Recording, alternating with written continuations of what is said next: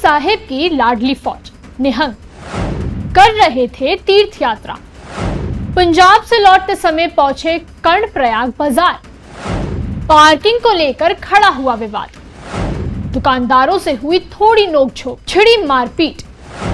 घटना के विरोध में निहंगों ने किया नगरासू गुरुद्वारे पर हंगामा।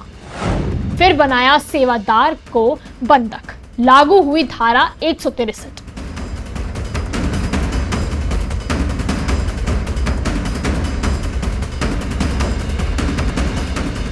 नमस्कार, मैं हूं प्रतीक्षा और आप देख रहे हैं न्यूज एक्सप्रेस। उत्तराखंड में चार धाम रास्ते के प्रमुख केंद्रों रुद्रप्रयाग और कर्णप्रयाग में निहंगों का हंगामा रुकने का नाम ही नहीं ले रहा।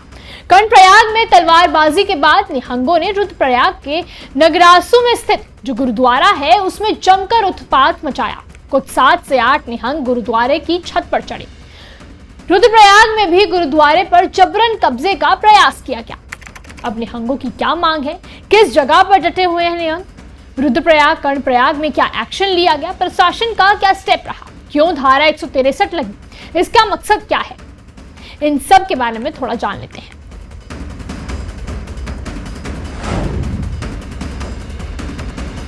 देखिए, नगरासू गुरुद्वारे की सबसे ऊपर वाली मंजिल पर खड़े निहंग अपने उन साथियों की रिहाई की मांग कर रहे हैं जिन्हें 16 जून की कर्णप्रयाग की तलवारबाजी की घटना में गिरफ्तार कर लिया गया था। दरअसल 16 जून को स्थानीय व्यापारियों और निहंगों की तीर्थयात्रियों के बीच पार्किंग को लेकर हुए विवाद और हिंसक झड़प के बाद निहंगों को गिरफ्तार कर लिया गया। उसके बाद साथ ही ये भी सामने आया कि उनके पास पत्थर और अन्य सामान जमा है।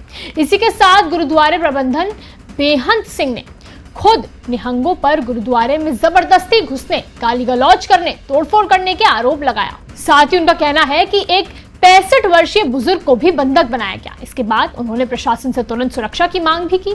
इस मामले में आगे जाने से पहले जान लेते हैं आखिर धारा 163 है क्या और ये क्यों लगाई जाती है। धारा 163 एक ऐसा कानून है जो किसी इलाके में दंगों या अशांति रोकने के लिए 5 या उससे ज्यादा लोगों के लिए एक जगह इकट्ठा होने पर रोक लगाता है। अब कर्णप्रयाग में निहंगों की तलवारबाजी के बाद से एसडीएम अलकेश नोडियाल ने उस जगह पर धारा 163 लागू की, जिसके बाद वहां 5 या उससे अधिक लोगों के खड़े होने पर रोक लगा चुकी है। ये कानून ड्यूटी पर तैनात कर्मचारियों पर लागू नहीं होता है। अब आते हैं प्रशासन के एक्शन पर। जैसे ही पुलिस और आईटीबीपी को इसकी सूचना मिली तो उन्होंने मिलकर इस क्षेत्र की घेराबंदी कर दी। इतना ही नहीं, पुलिस ने करीब 1 घंटे तक फोन पर निहंगों से भी बात करी, लेकिन कुछ भी हासिल नहीं हुआ। प्रशासन के सामने सबसे बड़ी चुनौती उस व्यक्ति को बचाना है जिसको गुरु साहिब की लाडली फौज ने बंधक बना रखा है और साथ ही बिना बल इस्तेमाल किए हालात को सामान्य करना है। लेकिन इन सब के बाद मैं आपको अभी की हालिया स्थिति बताऊं तो पुलिस अधीक्षक निहारिका तोमर ने बताया है कि 4 धाम की यात्रा पूरी तरह से सामान्य रूप से संचालित हो रही है। सुनिए निहारिका तोमर का बयान। 4 धाम यात्रा और हेमकुंड यात्रा पूर्ण रूप से सुचारू है और इस वक्त सभी यात्री आवागमन कर रहे हैं। ट्रैफिक व्यवस्था बनी हुई है और साथ ही साथ जो हमारा मुख्य पड़ावों पर और यात्रा के विभिन्न मार्गों पर जो व्यवस्थापन है फोर्स का, वो भी सुचारू है। किसी भी अफवाहों पर ध्यान ना दें और सभी यात्रियों का यहाँ पर स्वागत है। इसी के साथ डीएम विशाल मिश्रा ने भी 4 धाम यात्रा और श्री हेमकुंड साहिब यात्रा की पूरी तरह सुरक्षित और सुचारू की है। सुनिए उनका भी बयान। नगरासू में जो घटनाक्रम हुआ है उसके संदर्भ में मैं बताना चाहूँगा कि यहाँ पर स्थित गुरुद्वारे के अंदर ही आपसी विवाद हुआ था और इसमें इस विवाद को मॉनिटर करने के लिए, शांति व्यवस्था बनाए रखने के लिए पुलिस और प्रशासन वहाँ पर मुस्तैदी से उपस्थित है।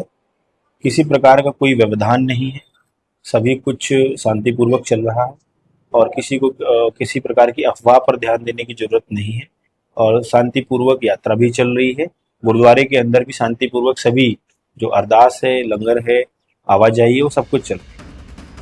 इसी के साथ शनिवार शाम यानी 20 जून को नगरासू में तनावपूर्ण स्थिति को देखते हुए जिला प्रशासन ने उस क्षेत्र में इंटरनेट सेवाएं भी बंद कर दी थी और करीब 12 घंटे बंद रहने के बाद उसे रविवार यानी 21 जून को शाम 5:20 पर पूरी तरह से खोल दिया गया। मैं आपको यह भी बता दूं कि रविवार को पंजाब के मुख्यमंत्री भगवंत सिंह ने उत्तराखंड के मुख्यमंत्री पुष्कर सिंह धामी से फोन पर बात की, जिसमें धामी ने विश्वास दिलाया कि इस मामले में कोई भी कदम पूरी तरह निष्पक्ष ढंग से उठाया जाएगा। पुलिस प्रशासन और सुरक्षा एजेंसियां लगातार स्थिति पर नजर बनाए हुए हैं ताकि किसी भी तरह की अप्रिय घटना को रोका जा सके। अब देखना होगा कि बातचीत के जरिए यह गतिरोध खत्म होता है या फिर प्रशासन को कोई और बड़ा कदम उठाना पड़ता है। आपकी क्या राय है इस मामले में, हमें कमेंट करके जरूर बताएं और वीडियो को लाइक और शेयर करना ना भूलें। नमस्कार।